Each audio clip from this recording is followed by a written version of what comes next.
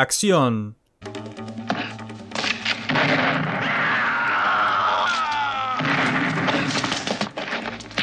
Aventura.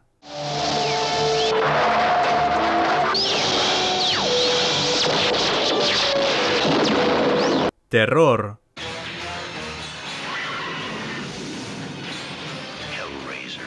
Y mujeres en estado de rebeldía. Ladies and their struggle for respect, decency, and a warm place to take a shower. Control! So young, so bad, so what? Reform school girls. Esta es la historia de una icónica productora de los 80, cuyo fundador es uno de los productores más influyentes en la historia del cine. Filmar en países como Argentina y Filipinas, distribuir cine francés, italiano e influenciar a decenas de realizadores. Blaxploitation, ciencia ficción y hasta Godzilla. Esta es la historia de New World Pictures.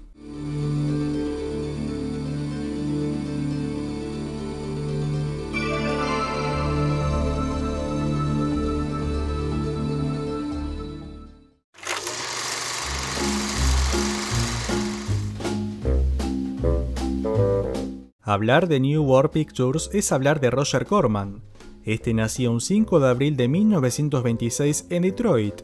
Hijo de una familia clase media, a los pocos años se mudarían a Beverly Hills, muy cerca de Hollywood, siguiendo el trabajo de su padre, quien era ingeniero.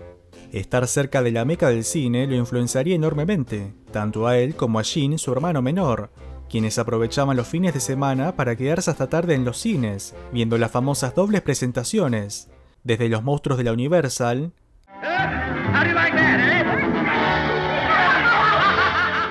las famosas producciones de Val Newton,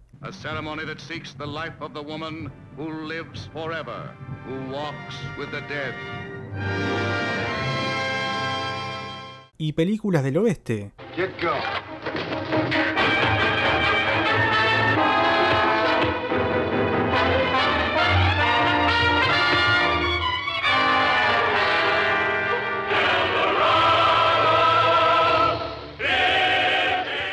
Roger quedaba encantado por las historias que veía, así como las que leía, ya que desde temprana edad demostró ser un gran amante de la literatura.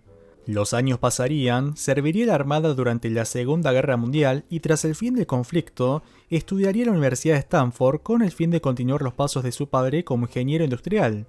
Tras graduarse a los 24 años y obtener un empleo en la prestigiosa Electrical Motors, Roger duraría apenas 4 días en el trabajo porque había estudiado gran parte de su vida, ingresando el lunes y renunciando el jueves, alegando que había cometido un grave error.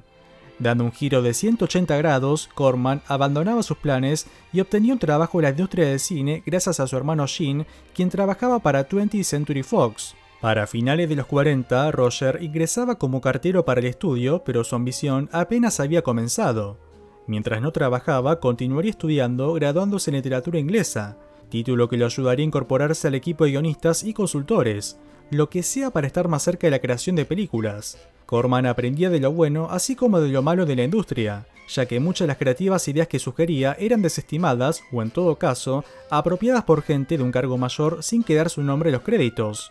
Cansado de esto y convencido de hacer sus propias películas, renunciaba a Fox y así comenzaba su carrera como director y productor independiente para inicios de los 50. Esto ocurría en paralelo a la fundación de una productora revolucionaria como la American Releasing, al poco tiempo rebautizada como la American International Pictures, fundada por James H. Nicholson y Samuel Z. Arkoff, el primero publicista y el segundo abogado, ambos deseosos de producir películas.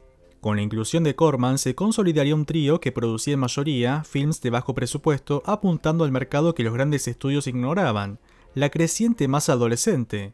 Desde películas de monstruos del espacio exterior, monstruos adolescentes, las famosas adaptaciones de Edgar Allan Poe, películas sobre motoqueros, experimentación de alucinógenos y mucho más. Corman filmaba en apenas semanas lo que a los estudios les llevaba meses.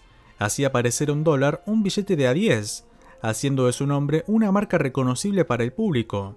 Si querés conocer la historia de la productora que cambiaría las reglas del juego en Hollywood, en el canal ya le dedicamos un video. Continuando con nuestro protagonista, hagamos un breve salto en el tiempo. Para finales de los 60, la relación entre Corman y American International Pictures se vería afectada por diversos factores, como el repentino fallecimiento de James Nicholson, pieza clave, y que prontamente la productora empezaba a generar más pérdidas que ganancias, hasta que finalmente fue adquirida por Películas Orión. Este panorama motivó a Roger de dar el gran salto, quien junto a su hermano Gene fundaba New World Pictures un 8 de julio de 1970.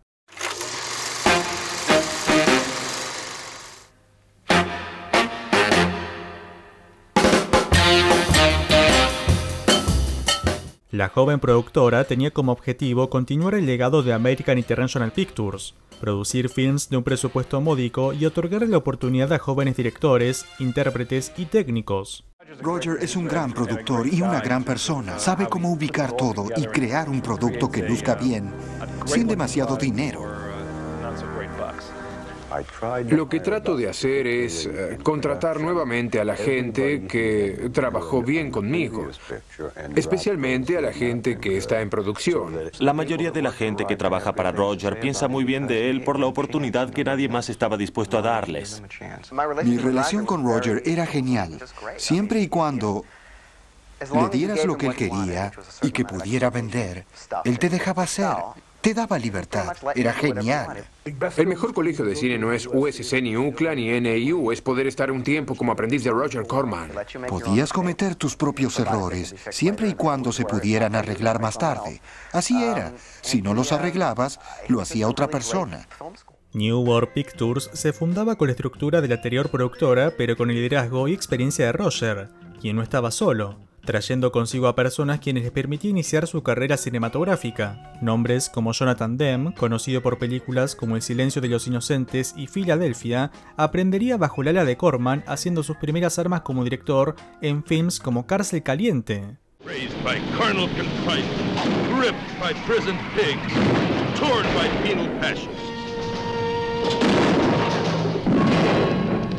Women without men in the cruelest bondage of all. If you could get in, they'd let you do anything. Caged Heat, rated R. Jonathan Kaplan, director de películas como Obsesión Fatal, Acusados y a futuro uno de los grandes productores televisivos de los 90, para inicios de los 70 aprendió el oficio con obras como The Slums. Jim Brown is Curtis Hook, the man who wants out from the slam. Have all officers report mid-once with their floor plans and escape SOPs. Full-scale lockdowns with further notice. We're going to keep him inside. Directores como Francis Ford Coppola, Martin Scorsese, James Cameron y Ron Howard aprendieron de productor y realizador en un marco donde los jóvenes directores no eran tenidos en cuenta por los grandes estudios. Corman sabía cómo hacer y vender sus películas, apelando al mayor estímulo que tenemos como espectadores, el sexo y la violencia. Principalmente el primero, en un contexto donde a inicios de los 70, el género erótico estaba en boga con películas como Detrás de la Puerta Verde, Garganta Profunda y El Diablo y la Señorita Jones. ¿Cómo destacar en un mercado que semana a semana estrenaba alrededor más de 10 películas del mismo género? New World produciría una serie de películas eróticas sobre estudiantes de enfermería con el detalle de tener una perspectiva femenina, siendo dirigida por Stephanie Sommers y producida por Julie Corman, esposa de Roger. La primera sería Colegialas de Enfermería. The student nurses, they could be your kind of women. See the student nurses, they're learning fast. Rated R. Le seguiría Enfermeras Nocturnas. Now why did you have to go and do that? Night Call Nurses exposes everything you've always wanted to know about nurses. Y Las Jóvenes Enfermeras. The Young Nurses. Join them. All you need is a private room. Tanto con estos títulos como los films Blaxploitation dirigidos por Jack Hill y Larry Cohen, New World Pictures lograba sus primeros éxitos. Corman no solo satisfacía a su público, sino que sabía trazar el contexto y darle un trasfondo más allá de diversas secuencias de sexo y desnudo. Las enfermeras se divierten de noche, pero también lidian con el hecho de ser mujeres en un mundo de hombres, abordando aspectos como el aborto y la violencia de género. Por su parte, las películas Blaxploitation no solo se resumían a violencia en el gueto, teniendo un trasfondo social donde el racismo no es únicamente del blanco hacia el negro, sino también dentro de la propia comunidad. Un aspecto es hacer películas y otro es saber venderlas. Es aquí donde los trailers entran en acción, estando a cargo de un joven y entusiasta asistente como Joe Dante, futuro director de obras como Gremlins, Matinee y Pequeños Guerreros. Este comentaría que Roger solo le dio 2 indicaciones: una buena locución y que el avance de las películas contenga explosiones. The Great Texas Dynamite Chase! And a devastating white force of Russian commandos. Diane Thorne, that woman you love to hate, in her newest, meanest role as the Tigress. Stronger than Slaughter, slicker than Shaft, more super high than Superfly.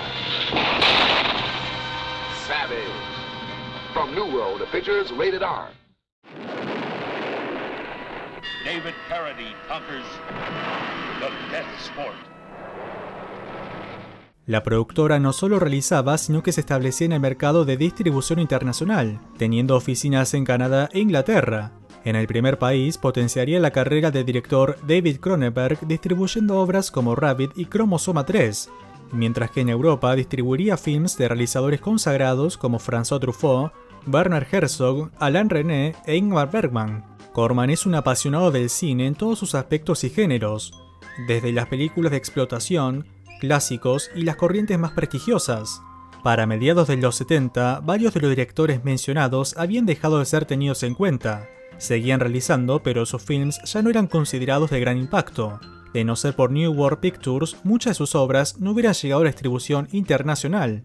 Esto a su vez servía como respuesta a varios detractores de la productora de Corman, catalogándola de mal gusto y de un director mediocre, teniendo que callar sus bocas al saber que muchos de los directores que aplaudían llegaban a los cines gracias a la propia productora, y que previo a ver una obra de Ingmar Bergman tenían que ver el logo de New World Pictures conquistando un mercado más.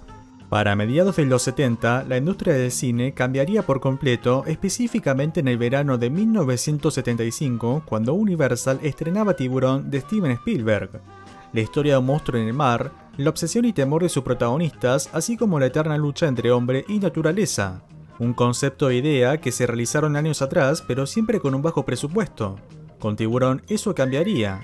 Universal invertía $9 millones y recaudaba 476 millones. Si la película de Spielberg daba un indicio de cómo la industria estaba cambiando, Star Wars confirmaba el punto de quiebre, con nuevamente una obra inspirada en los seriales de Flash Gordon, que eran clase B, pero con una inversión de 11 millones que terminó facturando $775 millones y cambiando la historia del cine por completo. Corman recuerda que la primera vez que vio Una Nueva Esperanza sintió que su carrera estaba terminada, ya que ahora los grandes estudios se sumaban a la competencia de dichas historias, hasta llegar a la actualidad donde la diferencia entre las majors y las jóvenes compañías es cada vez más fuerte en materia económica y monopolio de distribución. Aún así, New World Pictures encontraba su camino, y eso no es todo. Gracias a Tiburón tendría su primer gran éxito, haciendo una película muy similar. They live by the taste of flesh. With razor teeth, they can strip a man to the bone in a frozen instant of terror.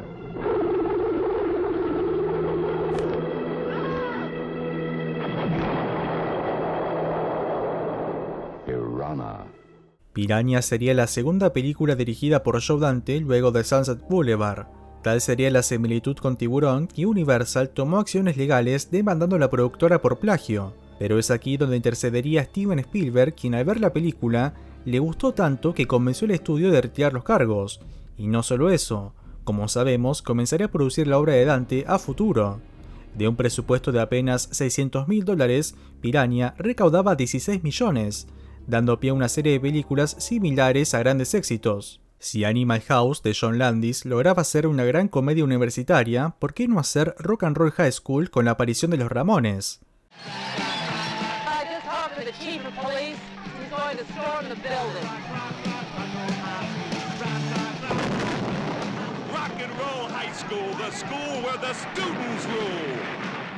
además de distribuir Star Crash, la versión italiana de Star Wars.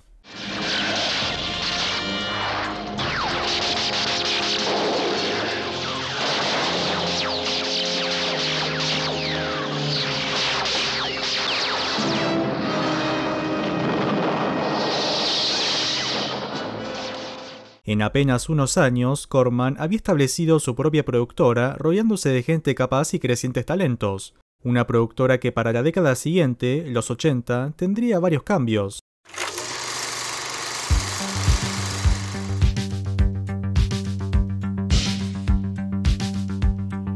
La nueva década establecía su impronta desde los primeros años. El nacimiento de la figura de acción musculosa que todo lo puede, así como la saga de terror. La productora se adaptaba a las nuevas corrientes, pero sin perder el rumbo de no desbalancear su economía, llevándolo por curiosos destinos como Filipinas, donde filmaría más de 40 películas en un país donde a bajo costo se podía realizar mucho más, a tal punto de esto que varios rodajes se llevaban a cabo en paralelo con un mismo equipo que se repartía entre descansos entre cada producción. En Filipinas rodaría películas de acción sumándose a la ola del cine karate, el post-apocalíptico inspirado en Mad Max y del héroe estilo Rambo. Firecracker. See Gillian Kestner, grand prize winner at the Black Belt Olympics. She'll mix seduction with destruction in the screen's first erotic kung fu classic. Is this the end of all that is left? Or a legend about to begin? Get ready. Their odds are 1,000,000 to 1. Strikers, the one. Striker. In the jungles of Laos, one was a hero.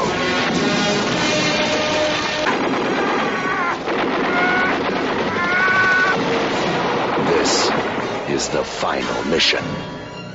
La mayoría de estas películas dirigida por Sirio Santiago, uno de los grandes realizadores de cine asiático y de las tantas referencias que ha tenido Quentin Tarantino en su carrera. Otro de los países elegidos por New World Pictures sería Argentina, ya que a mediados de los 80 la economía de dicho país estaba cercana a la hiperinflación, resultó el terreno ideal para producir a muy bajo costo películas como El último guerrero y The Warrior and the Sorcerer, esta última protagonizada por David Carradine intentando ser una réplica de Conan el Bárbaro. David Carradine in The Warrior and the Sorceress. The mightiest of all heroes. Le seguiría Barbarian Queen. White hot agony sears her flesh, but nothing can deny the climactic moment of her savage desires.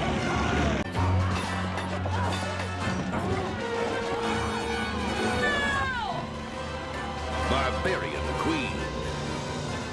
Y de Amazons.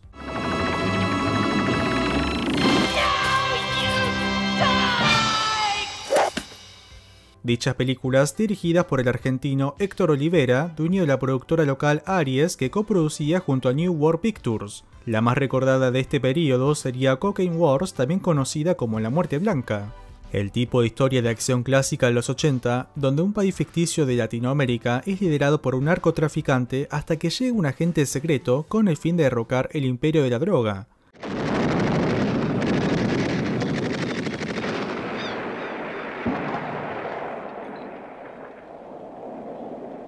Cocaine Wars está protagonizada por John Shainer, más conocido como Bob Duke de los Duques de Hazzard. New World Pictures lograba una producción de 17 películas al año, siendo la mayoría destinada al creciente mercado home video. A nivel local y aprovechando el buen momento de la compañía, invertía en producciones mayores del $1.000.000. Películas como Battle Beyond the Stars, una adaptación de Los 7 Samuráis de Akira Kurosawa pero ambientada en el espacio. Corman dirigía con un presupuesto de $2 millones, recaudando 11 millones. Lo mismo con Galaxia Prohibida, película que aprovechó el éxito de Alien para hacer una película similar. Con un presupuesto de $1 millón, recaudaría 4 millones. El terror no sería esquivo a la productora. Éxitos como Chad, Los Hijos del Maíz, The Staff y House serían grandes títulos de los cuales la mayoría tendría secuelas. Algunos de los nombres que trabajarían para Roger a inicios de los 80 sería un joven James Cameron, desenvolviéndose como director de arte y dirigiendo en una primera instancia Piranha 2, Penélope Ferris en Suburbia, a quien conoceremos más adelante por ser directora del Mundo de Wayne y varias de las comedias de Chris Farley, además de Joel Schumacher en The Lost Boys, conocido a futuro por Batman Forever y Batman and Robin. Para mediados de la década y en un acto totalmente visionario, New World adquiría los derechos cinematográficos de Marvel Comics. Recordemos que décadas atrás solo se pensaba la adaptación de superhéroes en formato televisivo, teniendo algunos estrenos en cine pero sin un gran éxito. Corman compraba los derechos de Marvel por apenas 4 millones. 20 años después, Disney los compraba por la cifra de nada más y nada menos que de 5.000 millones de dólares. New World lograba establecerse a nivel local e internacional, siendo una de las productoras que más realizaba al año, pero como dice el refrán, el que mucho abarca, poco aprieta.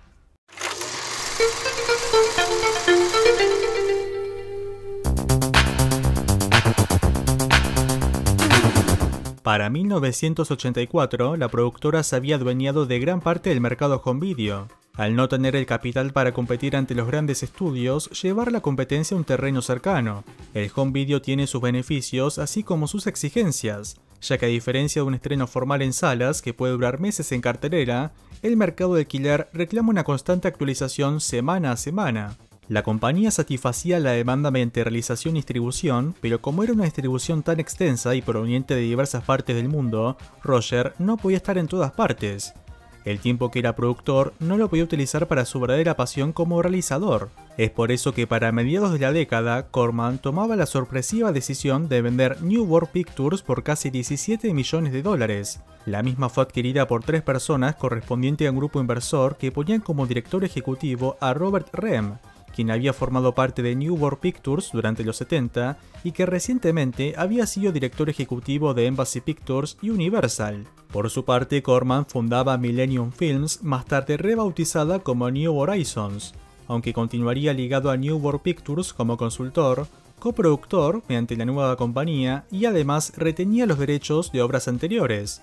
Prácticamente lograba fundar una productora más y continuaba beneficiándose de la anterior, simplemente Roger Corman. La nueva administración tenía en claro el camino a seguir: segmentar la productora, New World International para la distribución extranjera, New World Video para el mercado de alquiler y, muy importante, New World Television, un elemento determinante en la creciente televisión por cable. De este modo se asociaba a diversas cadenas como ABC, CBS, NBC y HBO, siendo parte de grandes éxitos como Martillo Hammer,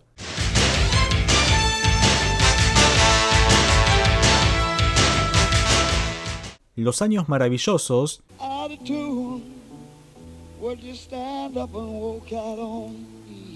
Protagonistas: Fred Savage y Cuentos de la Cripta.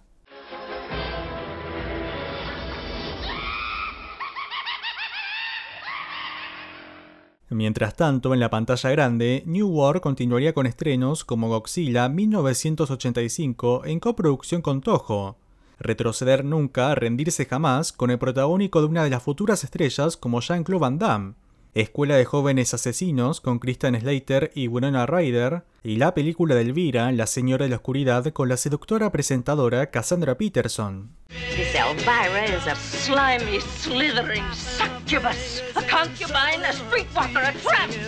Yes, she's got it all. She's everything you've ever wanted in a movie. A woman and a casserole. Pero sobre todo, New World se orientaría al género de terror que a fin de cuentas es el más redituable tanto en salas como en home video, realizando probablemente su película más reconocida, del año 1987 y desde las profundidades del infierno, Hellraiser. Because within these walls, the unholy is unleashed.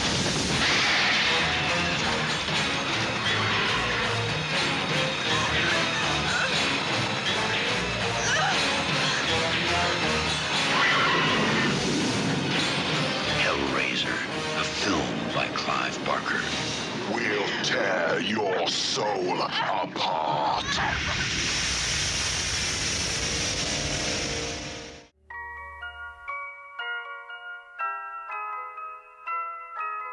Hellraiser nace de la mente de un novelista a quien Stephen King diría: "He visto el futuro y el horror. Su nombre es Clive Barker". Este iniciaba su carrera a mediados de los 80 en su natal Inglaterra, atraído por el terror y la fantasía. Sus primeras obras eran adaptadas al cine, pero el escritor quedaba descontento con las diferencias, haciendo un camino como realizador para adaptar sus propias historias. En 1986 escribiría The Hellbound Heart, novela que sería un éxito a nivel internacional, pero un dolor de cabeza para los estudios a la hora de adaptar, ya que Barker se mantenía firme ante la postura de ser director y sobre todo transmitir las impactantes escenas de una secta infernal adicta al sadomasoquismo.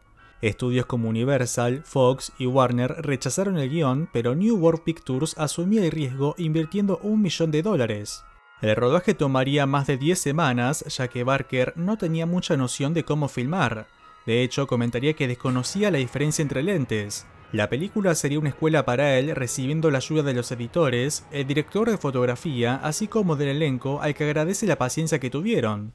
Un aspecto fundamental son los increíbles y tenebrosos efectos especiales, a cargo de un equipo de jóvenes que tuvieron libertad completa ya que la productora no prestaba atención ante la obra de un novato y del género de horror.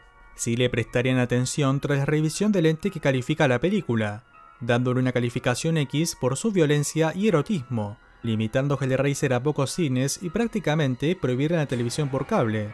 New World sugeriría cambiar algunas escenas de desnudos por semidesnudos y aprovecharía el revuelo para promocionar la película. Nada mejor que ver algo prohibido. Pese a estar cancelada en varios países, la noticia de una película tan cruda y terrorífica tendría sus frutos al obtener una taquilla de $16 millones e instalando un nuevo icono de terror como Pinhead. Hellraiser se convertía en una saga, Barker aceptaría que el cine no es lo suyo, continuando ligado como guionista, y por su parte, New World produciría hasta la segunda entrega, igual de exitosa, hasta venderla a Dimension Films. Y es que para finales de los 80, la compañía atravesaría por diversos cambios. La junta directiva cambiaría a Robert Rem para orientar la compañía hacia el mercado televisivo, adquiriendo diversas productoras menores y cadenas televisivas. A tal punto sería la expansión que la justicia tuvo que intervenir para impedir un monopolio. En paralelo, 20th Century Fox intentaba instalarse en el mismo mercado. En vez de competir, comprar la compañía mediante una oferta que no pudiera rechazar, $3.000 millones. Para mediados de los 90, New World Entertainment estrenaba apenas 2 películas al año.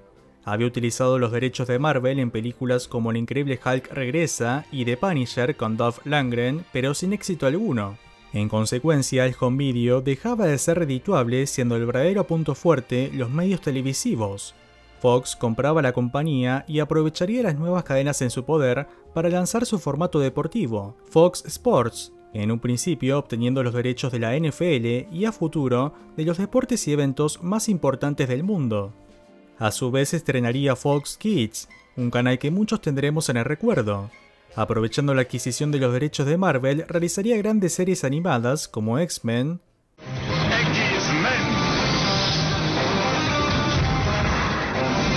con Cíclope, Guepardo, Spider-Man,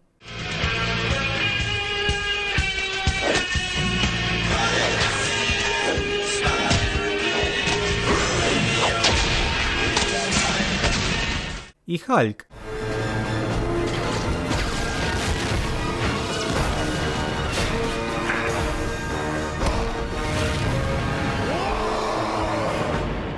Finalmente, New World Entertainment dejaría de existir en 1996 tras fusionarse con 20th Century Fox. La última película donde veríamos su logo sería el thriller erótico Muerte a la Vista.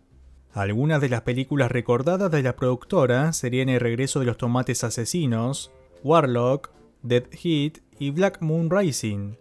Tras la compra de Disney a 20th Century Fox en 2019, actualmente el catálogo de New World corresponde al gigante del entretenimiento. Por su parte, su creador, Roger Corman, ya totalmente desvinculado, continuaría realizando bajo la productora Concord Films.